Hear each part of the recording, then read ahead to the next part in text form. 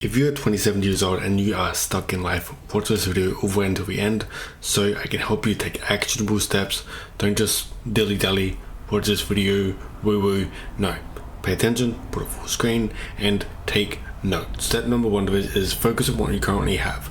Well, right now, do you have a job? Do you have a girlfriend or boyfriend? Do you have a car? Do you have a motorbike? Do you have a house? Do you have somewhere to live? Do you have parents?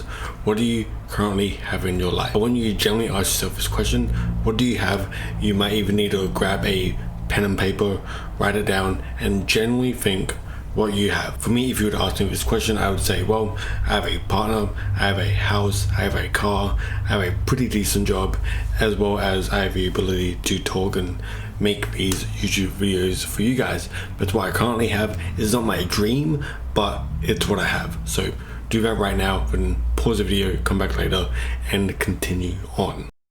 Number two is don't compare yourself to other people. And if you're interested in joining a school community where we have like-minded people, we are here to pretty much help you. I'm there, other people are there, and right now it's currently on a discount. So if you're interested in a community where you want to level up in real life, just like a video game, then join that. Not comparing yourself to other people is extremely important, but you need to also take it with a grain of salt. You need to not compare yourself to other people. However, if someone has a life that you want, don't watch their stuff and envy them. Watch their stuff if you want to be like them. Like, you might want to have the nice watches, nice cars, nice houses. Maybe you want multiple women. It doesn't matter. If you admire what someone has, don't criticize them or hate them. Ask yourself genuinely, what are they doing that I'm not doing? What advantages do they have that I do not have? And sort it out through that. I admire people that are way above where I am. I'm talking people that make $100,000+ a month. Do I think it's a ridiculous number of money to be making a month? Yes. But for me, I know that I want expensive things like Porsche, nice car, nice house, and generally have financial freedom so I can provide for my own kids down in the future. So for me to get from where I am to where I have to be, I have to look at people that are above me, but I don't hate or envy against these people. So if you hate or discriminate against someone just because they're above you, don't do it. It's not good, it's not healthy on your mental health, as well as it's just a waste of time. Why would you spend your time, hating on someone that you actually admire or that you want to be like, just to get some odd validation? Ask yourself that.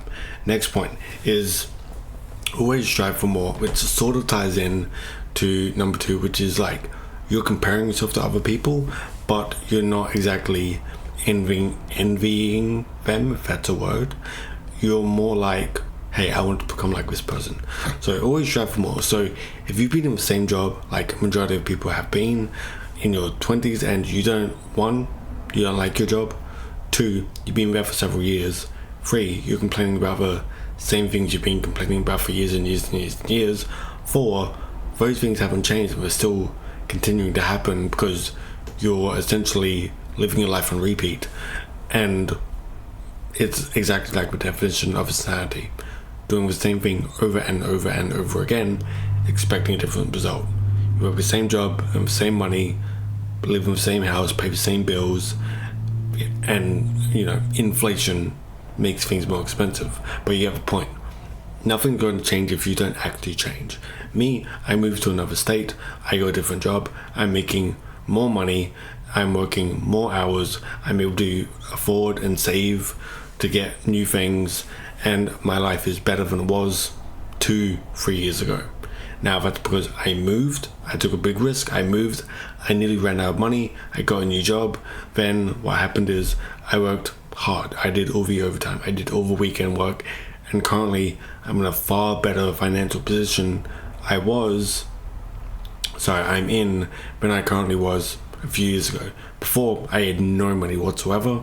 I remember one day I was driving to work and my blinker for my fuel, it was flashing, and I pulled up to the servo and I was like, I'm gonna get some fuel because I need fuel to get to work, and I had no money whatsoever, and I literally had to text my dad I think I was about 20, either 23 or 24 at the time, and it's embarrassing, asking your dad or mom even, who's raised you for 18 plus years, for some money, because I had a job but I had no money at the time, and asking them for a small $20 just to carry you over, just so you can wait till payday. That's not something that it's fun, but it's not something I really want to do. Thankfully, since moving here, I've never had to do it again. And if you've had a similar experience like that, or you want to voice your opinion on anything in this video, then definitely leave a comment below. So always strive for more, make your life better. Also ties into number 1, which is focus on what you currently have, which is what does it need improving, does it not need improving. And number 4 is ask yourself if you're happy with your current position in life, yes or no, and how can you improve it. Well, for me, my situation was I was working a job I didn't like. I didn't mind the people, but I didn't like the company, and I pretty much got treated differently compared to everybody else. I worked my hours, but at the same time I got treated like poorly. I came in before everybody and I left after everybody. Never got any notice, did it for several years, and I pretty much got nowhere within that company. But at the same time, I felt stuck in that company. I felt like maybe I owed something to that company, because that was the first job I ever took. So maybe that's why I stayed for such a long time. But at the same time, I knew financially, and I guess in my heart, I didn't want to do this forever, because I wanted to make a business. I wanted to make content online. I wanted to make my life better. I wanted expensive things like a Porsche. I knew 100% that I couldn't do it with that particular job that I had. So eventually I moved states, changed jobs obviously, and now I'm in a better position than I was. Not where exactly I want to be. I need to create these YouTube videos for you guys, help you guys also increase the members in my school community. Links in the description for that if you're interested. And what I need to do is bring that up, provide as much value as I can, help people as much as I can, and eventually things will look up. So I hope these 4 steps somehow helped you. If you didn't write it down, you didn't take any action on this video, maybe rewind, pause it, listen to it and pause it, write down what I say, and be like, okay, how can I fix this, how can I fix that, and make a general game plan. Let's say within 6 months, what could you be doing different? Could you be applying to different jobs? Could you be saving money to move states? Could you start making YouTube videos online?